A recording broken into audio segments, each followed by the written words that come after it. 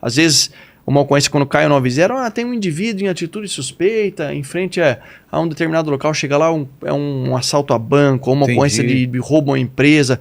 Então faz com que o policial... Isso? Tipo, é uma ocorrência que parece que é normal e é uma treta absurda. Várias vezes. Inúmeras vezes. Quer ver uma que aconteceu em Osasco, inclusive? Ocorrência de alarme disparado, 4h30 da manhã, num supermercado tal, não lembro o nome do supermercado. Eu lembro que era no Jardim Cirino. Aí eu falei, ô Copom, é o comando porque é a designação. Eu tô próximo, vou verificar. E fui, desliguei o sistema sonoro, né? Não fui em estado de alerta porque não era uma ocorrência tipicamente de gravidade. Era um alarme disparado no supermercado. Poderia ser o quê? Um furto. Poderia ser um animal lá dentro. Exatamente. Fomos assim, mais ou menos tranquilos. Eu falei, rapaziada, não vamos duvidar porque pode ser alguma coisa mais grave. Chegamos lá, dentro desse estabelecimento tinha um caixa eletrônico, era um roubo em andamento do caixa eletrônico, explosão do caixa eletrônico dentro. Se a gente chega com a guarda baixa... O disparo do alarme. O alarme foi a entrada deles. Ah, tá. Eles não conseguiram efetuar o roubo porque nós chegamos antes deles que eles concluíssem, mas já estavam com maçarico, cortando... Armado com fuzil, os caras. E aí? A gente soube...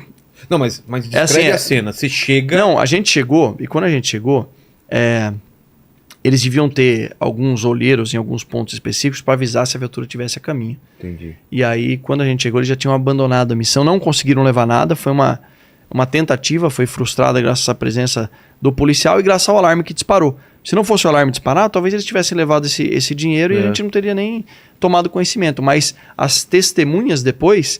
Eu lembro que tinha um vigilante de um prédio da falou, os caras saíram aqui, 3 caras com uma arma desse tamanho, vocês estavam com fuzis e tal. Enfim, então você não pode baixar a guarda nunca, né? Mas você já teve numa troca de tiros? Não, algumas, né? E aí, cara? Você consegue pensar, eu posso morrer? Ou você tá tão vivo naquele negócio que você não tem esse negócio? Sabe o que salva o policial numa troca de tiros? É o treinamento que ele adquire. Ele correr o mais rápido possível dali. Tô brincando. É o cara ter o treinamento adequado para essa situação. Você sabia que você... é estado de emergência. Tá. E o treinamento condiciona ele a agir de uma maneira, de se portar numa maneira do perigo, onde todo mundo corre. É até legal você falar isso. Porque o lado racional do ser humano é fugir. E o lado do policial, a primeira coisa... Você tá indo contra seu instinto. Eu vou te dar um exemplo. Se entrasse um cara armado ali. Certo. A primeira coisa que o instinto do policial é uma coisa de louco o nosso cérebro. Quando eu entrei, eu já vi que aqui tinha uma viga. Eu falei, se tiver alguma coisa, eu já me protejo. Ah, tá. Você primeiro, já vê pontos de escape, de proteção. Então, o treinamento condiciona o policial a saber reagir. Então, esse treinamento, junto com o estado de alerta que a gente mencionou, fez com que eu saísse vivo de todas as ocorrências que eu, você infelizmente... mora aqui em São Paulo? Moro. Depois você me passa seu endereço. Se tiver um apocalipse zumbi... Cara, eu, o Lene e a Fabi, a gente corre pra tua casa porque, cara, a gente vai morrer logo. Com certeza. A gente não tem o menor treinamento pra enfrentar um apocalipse zumbi. Com certeza. Eu quero estar com o The com a galera que manja. Mas tem as nossas forças policiais aqui de São Paulo que e se eles viraram zumbi? Comeram eles viraram zumbi. Mas, cara, eu admiro muito esse negócio da polícia E é o contrário do instinto, você vai pro perigo mesmo, cara. Por isso que a gente tem que valorizar os policiais, cara. Claro, não é porque eu valorizo demais, tô nessa condição de secretário atualmente e tal, e a minha pauta principal como deputado sempre foi a segurança pública. Eu sou deputado licenciado, né, no 2º mandato, mas, é o cara que de madrugada, de dia, de noite, na chuva, no Ano Novo, no Natal, é o cara que tá lá segunda a segunda, dedicando sua vida e arriscando a vida pela população. Eu sei que tem exageros, tem policial... bandido, tem tudo. Isso tem em todas as profissões. Mas quando foi que mudou a percepção de alguma parte da população em relação à polícia? Quando a coisa pega e elas correm pra polícia, elas vão chamar a polícia, cara, mas tem esse discurso de que a polícia tem que acabar, ela é muito violenta. Cara, mas me parece que a população mais pobre e quem sofre mais, ela entende o papel da polícia. E parece que o pessoal que está atrás dos muros e mora num condomínio e tem segurança tem uma visão da polícia romântica, que não eu não é diria assim. Nem da polícia romântica, eu diria do criminoso. Eles romantizam o crime. Porque o cara que rouba o celular, coitado. Não, esse cara tá armado e se você reagir, ou se ele achar que você vai reagir, ele vai te matar. Eu perdi um amigo meu na Praia Grande, ele tava com a namorada. Putz, naquele começo, ainda era celular antigaço, assim. Ele não reagiu, ele foi entregar. Só que caiu o celular da mão dele e o cara tirou. porque achou que ele ia reagir. E morreu um cara de 18 anos, 19 anos, que trabalhava comigo, simplesmente por causa do celular. E pessoas protegem. Coitado desse cara que tá roubando o celular. Então, vamos lá, quando que isso aconteceu? O Brasil sofreu uma influência do marxismo cultural ao longo da história. Eu não quero politizar, mas eu tenho que traçar o panorama real para vocês aqui. Dentro desse contexto, a ideologia de esquerda que adota o marxismo como correto, eles entendem que o bandido, eles adotam a teoria crítica. O bandido é um coitadinho, ele é vítima da sociedade. O cara entra pro crime porque ele não... É o meio que ele foi criado, que ele nasceu, o Estado é opressor, não deu oportunidade. Isso é mentira.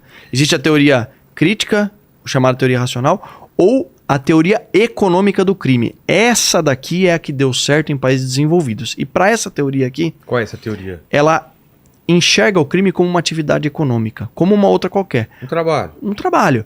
E nos países onde a criminalidade é muito alta, é porque existe uma vantagem econômica para que o indivíduo entre na vida delituosa, seja criminoso, ou sendo, permaneça nela. E a chance de ele ser preso ou ser condenado é menor do que a chance de ele ganhar muito dinheiro. Os meios de dissuasão dele são infinitamente inferiores às vantagens econômicas que ele pode... E sempre é uma decisão racional que ele toma, baseada numa decisão econômica. Ô Vilela, quem escreveu isso daí chama Gary Becker, é um economista norte-americano, ele escreveu em 1968 a Teoria Econômica do Crime e ganhou o Nobel de Economia em 92. Eu não tô falando do cara que tá desesperado, que não tem dinheiro para comprar comida e ele furta uma comida assunto, no supermercado. Não é esse cara. Mas esse cara, do cara que escolhe pegar uma arma, pegar refém ou entrar numa casa para roubar. Ou pegar um fuzil e estourar um caixa eletrônico. Esse cara. E nesse contexto, romantizaram e colocaram o bandido como um coitadinho, vítima da sociedade ao longo dos anos, e a nossa legislação não acompanhou a justiça criminal que deu certo em países desenvolvidos. Todo mundo ouviu falar no que aconteceu em Nova York, com Rudolph Giuliani, tolerância zero, teoria das janelas quebradas. Era um lugar perigosíssimo, né? E como que ele resolveu? Tolerância zero. Vamos punir o menor dos delitos para evitar que o maior dos delitos aconteça. Então, o cara não pode usar droga, o cara não pode cometer um furto que vai para cadeia e fica preso. E no Brasil, dentro de um processo histórico, desde 1984 para cá, quando instituíram a Lei de Execuções Penais, que é de 84, nós criamos uma série de benefícios para o criminoso, ou seja, nós atribuímos vantagens econômicas para o indivíduo escolher racionalmente entrar para a vida do crime. Eu vou apontar alguns aqui. Dados do Ministério Público de São Paulo de 2021 apontam que a cada 100 crimes de roubo praticados no estado, só 2 chegam na fase de pena. Putz. Meu irmão, tô falando de... A maior parte...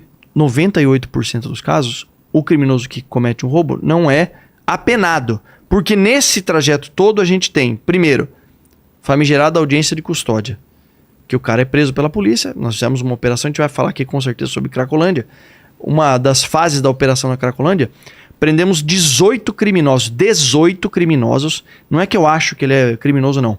Que tinha filmagem dele pegando isso aqui. Flagrante, filmagem. Vendendo o cara um corpo probatório robusto, que ele era traficante, ele estava no comércio ilícito de drogas. 18. Identificados com filmagem, etc e tal. No dia seguinte, 6 foram liberados na audiência de custódia. Cara, isso deve dar muita... Deve desanimar muito, né, o negócio desse. Não, porque nós somos idealistas, né? Mas assim, é difícil. Então a gente fica ali com jogo de cintura. Foram liberados, se tinham provas? Então, cara, é uma resposta que só o Poder Judiciário e a população um dia vai se conscientizar e começar a cobrar de todos, porque eu